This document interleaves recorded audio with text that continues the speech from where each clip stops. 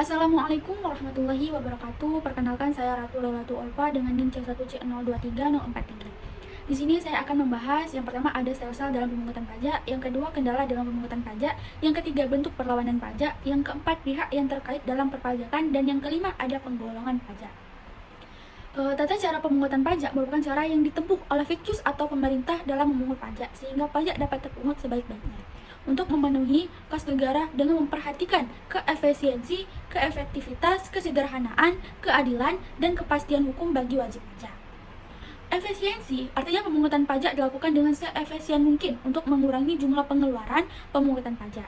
Dan adapun efektivitas artinya pemungutan pajak dilakukan pada saat yang tepat sesuai dengan kondisi wajib pajak agar pemungutan pajak dapat berjalan secara efektif. Baiklah, masuk dalam pembahasan yang pertama yaitu stelsel dalam pemungutan pajak. Stelsel dalam pemungutan pajak ini ada tiga cara, yaitu yang pertama real stelsel, yaitu pengenaan pajak yang berdasarkan objek atau penghasilan yang sesungguhnya yang diperoleh oleh wajib pajak.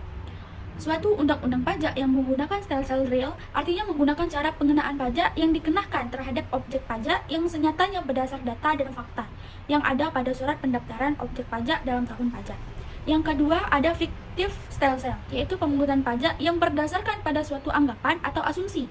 Dalam mengasumsikan ini, pemungutan pajak juga menggunakan analisis yang cermat atas kondisi wajib pajak, terutama yang berkaitan dengan jumlah penghasilan yang mungkin diperoleh oleh wajib pajak dan jenis penghasilan yang akan didapatkan oleh wajib pajak. Yang ketiga ada stelsel campuran, yaitu pengenaan pajak yang didasarkan pada fiktif stelsel dan real stelsel. Stelsel campuran menentukan berdasarkan jumlah pajak yang harus dibayar oleh wajib pajak dengan anggapan terlebih dahulu. Kemudian di akhir menggunakan data yang sejatanya atau real atau sebaliknya. Pembahasan yang kedua ada kendala dalam pemungutan pajak. Kendala dalam pemungutan pajak ini ada 4. Yang pertama, kurangnya sosialisasi dari pemerintah kepada masyarakat sebagai wajib pajak mengenai pentingnya membayar pajak, manfaat membayarkan pajak, dan sanksi yang akan diterima apabila wajib pajak melalaikan kewajibannya. Yang kedua, tingkat ekonomi sebagian wajib pajak yang sangat rendah sangat mempengaruhi di mana wajib pajak masih lebih memprioritaskan biaya yang sifatnya mendasar, seperti biaya sekolah, biaya kesehatan, dan sebagainya, daripada membayar pajak. Yang ketiga, ada database yang masih jauh dari standar internasional. Padahal database sangat menentukan untuk menguji kebenaran pembayaran pajak dengan sistem self-assessment. Kondisi seperti ini menyulitkan riset empiris yang bertujuan menguji kebutuhan wajib pajak. Dan yang keempat, kurangnya atau tidak adanya kesadaran masyarakat sebagai wajib pajak untuk membayar pajak ke negara adalah sebagian bentuk perlawanan. Dan adapun bentuk perlawanan pajak, yang pertama ada perlawanan pasif. Perlawanan pasif yaitu perlawanan pajak secara pasif ini berkaitan erat dengan keadaan sosial ekonomi masyarakat di negara yang bersangkutan. Yang kedua ada perlawanan aktif. Perlawanan aktif ini yaitu perlawanan pajak secara aktif merupakan serangkaian usaha yang dilakukan oleh wajib pajak untuk tidak membayar pajak atau mengurangi jumlah pajak yang seharusnya dibayarkan. Yang ketiga, yaitu penghindaran pajak adalah suatu usaha pengurangan secara legal yang dilakukan dengan cara memanfaatkan ketentuan-ketentuan di bidang perpajakan secara optimal, sepertinya pengecualian dan pemotongan-pemotongan yang diperkenankan maupun manfaat hal-hal yang dalam diatur dan kelemahan-kelemahan yang ada dalam peraturan perpajakan yang berlaku. Dan yang keempat, bentuk perlawanan pajak yang keempat adalah penggelapan pajak. Penggelapan pajak ini merupakan pengurangan pajak yang dilakukan dengan melanggar peraturan perpajakan seperti memberi data-data palsu atau menyembunyikan data. Dengan demikian, penggelapan pajak dapat dikenakan sanksi pidana. Adapun pembahasan yang ketiga yaitu tentang pihak yang terkait pajak dalam pajak. Yang pertama, wajib pajak bagi orang pribadi. Yang pertama, orang pribadi atau induk wajib pajak belum menikah dan suami sebagai kepala keluarga. Yang kedua, hidup berpisah atau HB, wanita kawin yang dikenakan pajak secara terpisah karena hidup berpisah berdasarkan putusan hakim.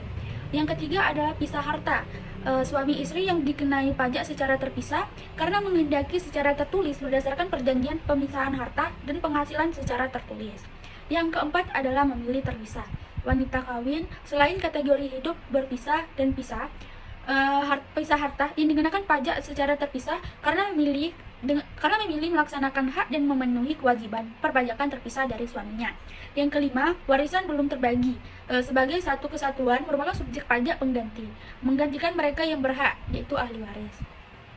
Dan yang kedua ada wajib pajak badan. Wajib pajak badan ini yang pertama badan, sekelumpulan orang dan atau modal yang merupakan kesatuan baik yang melakukan usaha maupun yang tidak melakukan usaha. Yang kedua joint operation, bentuk kerjasama operasi yang melakukan penyerahan barang kena pajak atau jasa kena pajak atau nama bentuk kerjasama operasi. Yang ketiga kantor perwakilan perusahaan asing. Wajib pajak perwakilan dagang asing atau kantor perwakilan perusahaan asing di Indonesia yang bukan bentuk usaha tetap. Yang keempat ada bendahara. Bendahara pemerintah yang membayar gaji, upah, honorarium, tunjangan, dan pembayaran lain yang diwajibkan melakukan pemotongan atau pemungutan pajak. Yang kelima penyelenggara kegiatan pihak selain keempat wajib pajak badan sebelumnya yang melakukan pembayaran imbalan dengan nama dan dalam bentuk apapun sehubungan dengan pelaksanaan kegiatan. Dan pembahasan yang terakhir yaitu ada penggolongan pajak. Penggolongan pajak ini yang pertama menurut lembaga pemungut. Ada yang pertama pajak negara atau pusat. Pajak yang dipungut oleh pemerintah pusat yang digunakan untuk membiayai rumah tangga negara pada umumnya. Contohnya PPh, PPN, dan PPNBM. Yang kedua ada pajak daerah. Daerah yang dipungut oleh pemerintah daerah, baik daerah tingkat 1 atau pajak provinsi maupun daerah tingkat 2, yaitu pajak kabupaten atau kota, digunakan untuk membiayai rumah tangga masing-masing. Dan adapun golongan yang kedua menurut golongan yang pertama pajak langsung, pajak yang harus dipikul atau ditanggung jawab sendiri oleh wajib pajak dan tidak dapat dilimpahkan atau dibebankan kepada orang lain atau pihak lain. Pajak harus menjadi beban wajib pajak yang bersangkutan. Yang kedua, pajak tidak langsung, pajak yang pada akhirnya dapat dibebankan atau dilimpahkan kepada orang lain atau pihak ketiga. Pajak tidak langsung terjadi jika terdapat suatu kegiatan, peristiwa, atau perbuatan yang menyebabkan terutangnya pajak. Misalnya, terjadi penyerahan barang atau jasa. Empat, menurut sifat. Yang pertama, pajak subjektif, yaitu pajak yang pengenaannya memperhatikan keadaan pribadi wajib pajak atau pengenaan pajak yang memperhatikan keadaan subjeknya. Yang kedua, pajak objektif, pajak yang pengenaannya memperhatikan objeknya, baik berupa keadaan, benda, perbuatan maupun peristiwa yang mengakibatkan timbulnya kewajiban bayar pajak atau pajak tanpa memperhatikan keadaan pribadi subjek pajak atau wajib pajak dan tempat tinggal. Dan adapun kesimpulannya,